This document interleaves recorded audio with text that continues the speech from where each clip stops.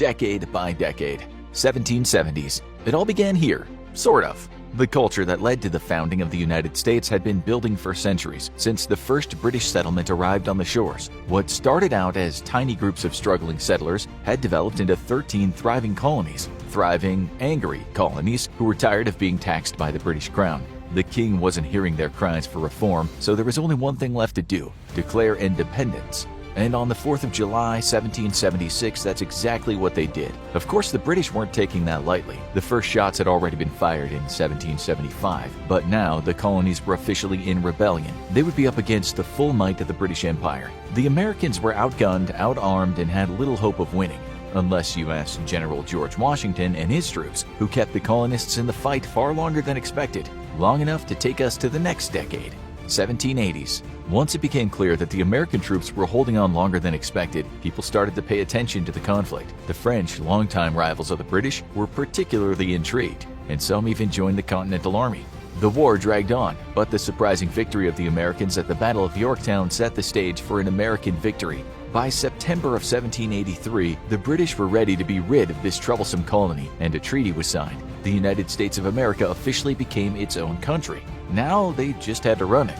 The first attempt at a system of government, the Articles of Confederation, was a mess. It largely treated the 13 colonies like 13 separate entities with only a loose government to unite them. It took effect in 1781, but a series of rebellions and conflicts over taxes made it clear that it wouldn't hold. It was decided to hold a constitutional convention, and every major thinker and figure united to hash out the details. It wasn't easy, and the desire of southern states to preserve slavery nearly derailed the whole convention. But at the end, it was approved, and the next step was to pick the first president of the United States. It was no surprise. Acellus Academy is an online accredited school where students learn through an accelerated teaching model. One of the things we found is that many students who struggle are missing important foundational knowledge. Learning is a sequential process. It's like a chain of interlinked concepts. If one link is missing, there isn't anywhere to connect the next concept. The Acellus team responded by developing a technology called vectored instruction, which takes into account a student's existing knowledge gaps and dynamically provides targeted lessons to bridge those gaps. We had a student who was struggling in algebra. Acellus Gold recognized that the student was missing concepts from 2 grade levels before and automatically provided the basic lessons needed for the student to move forward. In Acellus Academy, we're seeing student lesson scores increase by as much as 25% after receiving assistance through vectored instruction. Seeing students regain their self-esteem inspires me as a teacher. It impacts the parents, and that's the power of the Acellus effect.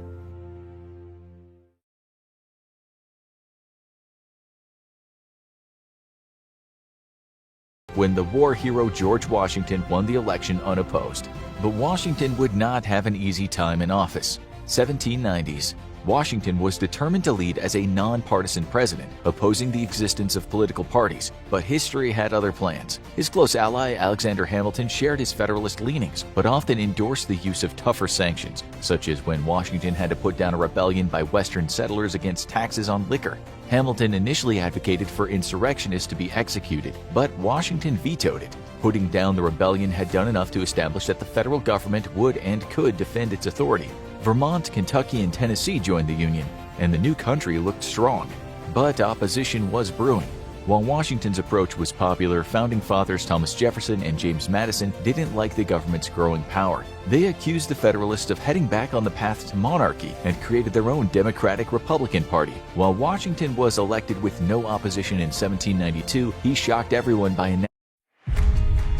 At Acellus Academy, students study online using Acellus Gold Edition, the next generation of the Acellus learning system, with video lessons in high definition and breakthrough features to motivate students and accelerate learning. Acellus Gold includes a host of new features, including a modern and intuitive interface, along with enhanced tools, including video and assessment retake tools, making it easier than ever for students to get extra help or restart a practice quiz or an exam, enhanced student goal features with completion notifications, and an all-new parent dashboard where parents can monitor all their students from one place. Acellus Gold customizes the learning environment to the age of the student with an elementary, middle school, and high school student experience. Students are awarded gold credits as they progress through their courses, honing in on the idea that knowledge is power. Acellus Gold incorporates a social element by encouraging students to interact with their classmates. The leaderboard uses friendly competition to let students compete to see who can earn the most knowledge, represented by gold each week.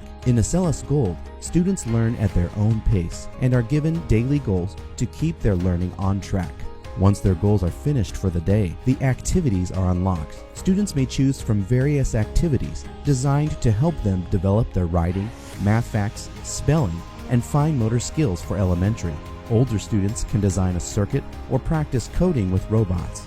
Parents can choose from hundreds of courses from kindergarten through high school with professionally filmed lessons taught by outstanding teachers. To cap things off, students graduate with an accredited high school diploma recognized by colleges and employers. To see how Acellus Academy can accelerate your students' education, visit acellusacademy.com. Announcing his retirement and setting up the precedent that no president would serve more than 2 terms. America geared up for its first competitive election, with Washington's close advisor and Vice President John Adams defeating Jefferson. And that's where things start to get complicated. Tensions were ramping up with France in a strange quasi-war in the Caribbean. Things were still hostile with Britain, and the U.S. was engaged in conflicts with multiple Native American groups. Adams was not as popular as Washington, so he attempted to shore up his political strength with the Alien and Sedition Acts, which made it harder to gain U.S. citizenship and in some cases made it illegal to criticize the government. These acts were aimed at weakening the Democratic Republicans, but it backfired, energizing the opposition. In the 1800 election, Thomas Jefferson defeated Adams, and everyone waited nervously to see if Adams would give up power peacefully. He did, and set a standard that every other president would follow, well, mostly. A new president and a new country entered the 19th century, 1800s.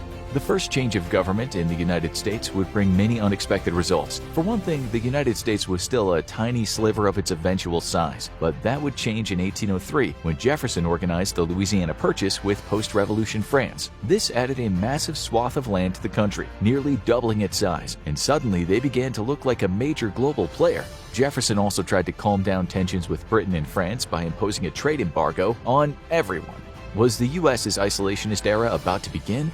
The trade embargo was deeply unpopular and hurt the U.S. economy, and it wasn't the only crazy event that happened this decade. 2 founding fathers went to war, and Vice President Aaron Burr killed Alexander Hamilton in a duel. This was also around the time the Constitution was changed to allow the president to pick his own VP instead of being paired with the runner-up, so Burr was replaced with George Clinton in Jefferson's successful re-election bid. And Jefferson's presidency would end up being highly consequential.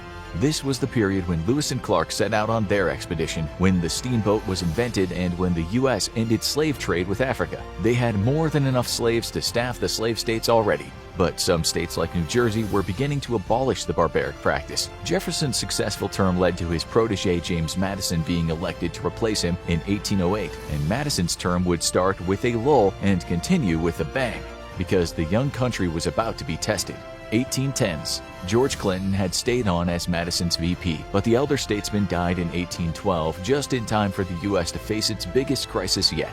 Conflicts over American expansion in North America, British backing for Native American insurgents against the Americans, and conflicts over trade routes across the Atlantic exploded into conflict, and the U.S. and Britain were at war once again. A naval blockade, conflicts with British Canada, and the burning of Washington, D.C. in 1814 made it look like the Great American Experiment might be reaching its end.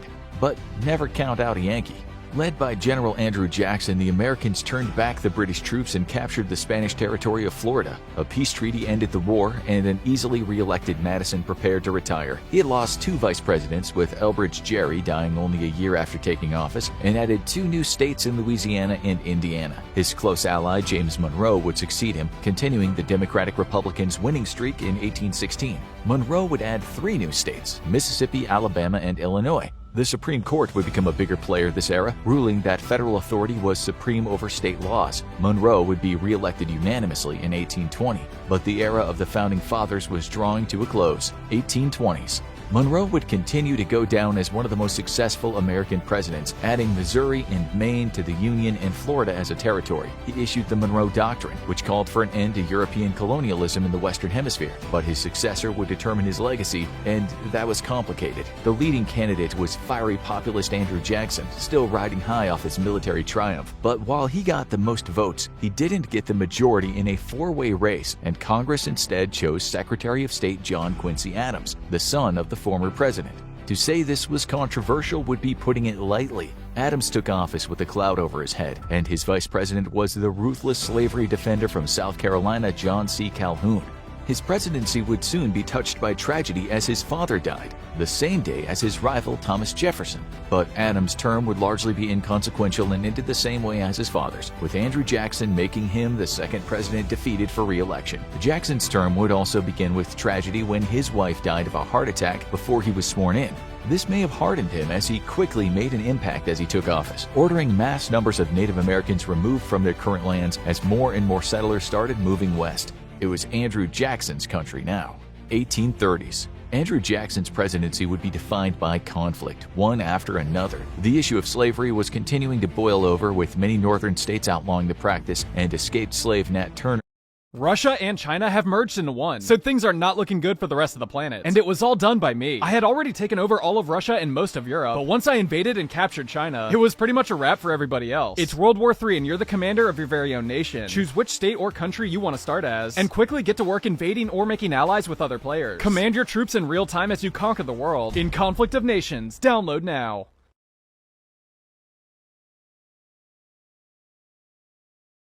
leading a bloody revolt that killed over 50 people. The Supreme Court overturned some of Jackson's policies on natives, something he ignored as he continued the mass removals in what's now considered one of the worst acts of genocide in North America. But these were not the only rules being ignored, because in 1832, South Carolina passed a decree nullifying a protectionist tariff passed by the government. Was the U.S. headed to a civil war? A standoff between the government and the insurrectionists, backed by John C. Calhoun, eventually ended with the nullification doctrine being withdrawn and Calhoun resigning as vice president. But the issue was far from settled. Martin Van Buren replaced Calhoun as VP. Jackson was re-elected easily, and he expanded presidential powers. Conflicts in both Texas and Florida exploded as the future states became battle zones. In 1836, the Texas rebels lost to Mexico at the Alamo, but by later that year they were an independent nation. Samuel Colt invented the revolver, Arkansas officially joined the Union, and Jackson was popular enough to help Martin Van Buren become the next president. But Van Buren's presidency would not be smooth. The mild-mannered man was the polar opposite of Jackson, but much of Jackson's chaos continued under him. Michigan became a state, the Panic of 1837 led to widespread bank failures, partially due to Jackson opposing having a national bank, and Jackson's native policies culminated in the forced removal of the Cherokee Nation. This led to over 4,000 deaths, gaining it the nickname the Trail of Tears. And in case anyone forgot about the slavery issue, it hit a new flashpoint when a group of slaves seized a Spanish ship, sailed to the U.S., and won their freedom in court after an extended battle. Van Buren was largely seen as ineffectual, so it wasn't a surprise when he lost the presidency to elderly war hero William Henry Harrison, just in time for a chaotic new decade. 1840s. Harrison knew he was seen as potentially frail due to his old age, 69 years old at the time of his election, so he tried to appear strong by giving his inauguration speech without a coat in chilly weather, and he got sick. It apparently wasn't a lesson he learned from, because a month later he came down with another cold after refusing to change his clothes after getting soaked in a rainstorm. And he died only a month after taking office. This meant his vice president, Virginia's John Tyler, became a president, but no one could agree on what that meant. Congress said he only became acting president, while he believed he gained the full powers of the presidency. Harrison's cabinet resigned en masse, and while a few significant things happened during Tyler's presidency, including the start of the Oregon Trail and the annexation of Texas as a territory, he was largely a footnote. He wasn't even renominated by the Whigs, and James K. Polk won the next election, and Polk would make a big impact. The country massively expanded under Polk, with Florida, Texas, Iowa, and Wisconsin all becoming states. But it wouldn't be simple. Texas joining the Union led to a 2-year war with Mexico that ended with the U.S. gaining more territory, including California. The slavery issue reared its ugly head again, with the enslaved Dred Scott suing for his freedom, only for the Supreme Court to rule that black people had no rights that the country was required to respect years later. Polk was seen as a successful president, but he was also in very poor health and chose not to seek re-election. He was replaced by Zachary Taylor as the gold rush began. And so began a truly chaotic decade, 1850s. Zachary Taylor took office in the middle of a pitched battle over slavery, with the southern states wanting to keep the practice and the North largely wanting to ban it. The Compromise of 1850 sought to fend off civil war, giving the South many concessions, including the passage of a new Fugitive Slave Act that made it easier to extradite escaped slaves back to the South. And in the middle of all this, Taylor died only a year after taking office and was replaced by the ineffectual Millard Fillmore. The Compromise passed but did little to calm tensions, especially after a fiery speech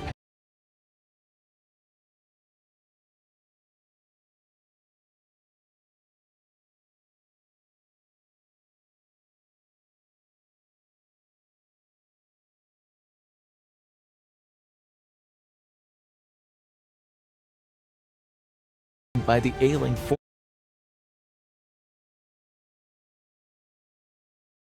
Vice President Calhoun. Would anyone be up to the task of bringing peace to the country this decade? In a word, no. California became a state during this term, but Fillmore was another footnote and was replaced by pro-slavery Democrat Franklin Pierce in 1852. During this time, the battle to expand slavery into new territories and states continued and devolved into several brutal firefights in Kansas. The violence even spread to the halls of Congress when veteran abolitionist Charles Sumner was beaten with a cane by firebrand Southerner Preston Brooks. Pierce was seen as a complete failure and was replaced by the experienced James Buchanan, who seemed to do nothing but watch as the country collapsed further. Minnesota became a state under him, but the economy struggled, and a white preacher named John Brown became an unlikely renegade when he led murderous anti-slavery attacks. And in chaos, a new figure emerged. The anti-slavery forces found their voice in charismatic Republican candidate Abraham Lincoln, who had become famous thanks to a series of debates with moderate Stephen Douglas. When the Republicans planned to contend in the 1860 election for the first time, Lincoln was their man. And thanks to a chaotic four-way election, including Douglas and Buchanan's firebrand Vice President John Breckinridge, Lincoln was able to triumph. The South, believing Lincoln would end their way of life, began making plans to secede, and Buchanan could only watch as the country collapsed all around him. It was war. 1860s. Even before Abraham Lincoln took office, chaos reigned. Virtually all the southern states voted to secede from the Union, starting with South Carolina and including new member Texas. They elected Jefferson Davis president, and an attempt to fend off civil war by enshrining slavery forever in the U.S. Constitution failed. As Lincoln took office, it wasn't long before Confederate forces attacked a U.S. Army base, and war was officially declared. The Confederate forces were surprisingly fierce, even breaking into Union territory, leading to brutal battles in Pennsylvania. At the same time, Lincoln was dealing with the natives in the Dakota War and quite a bit of internal tensions in the North. He instituted the first military draft, as did the Confederacy, and this led to riots in New York. He also imprisoned supporters of the Confederacy. But his presidency would hinge on one thing: victory.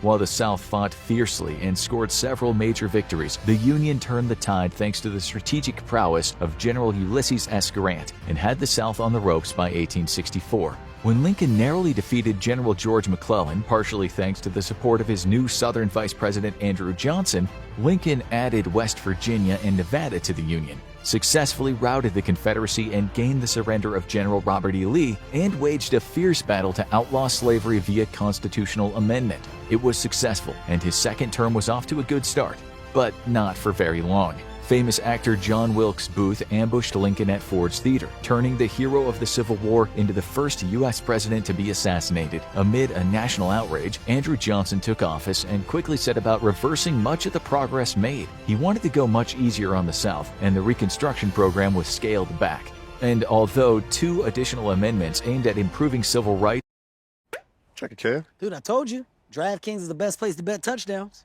Best touchdown dances all time. Probably don't even know about this. This old school right here. Oh, you want old school? Oh, that's dirty. That's dirty. Look at me. I see what you're doing. Oh, you don't see nothing. You don't want this heat. No, man, that ain't heat. I'm gonna hit you with this right here.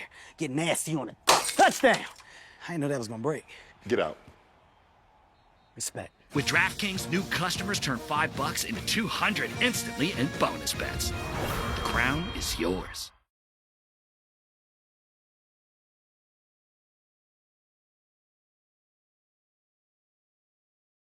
for the freed slaves passed, Johnson seemed uninterested in enforcing them. The Confederate States started being readmitted to the Union, the territory of Alaska was purchased, and Nebraska became the latest state.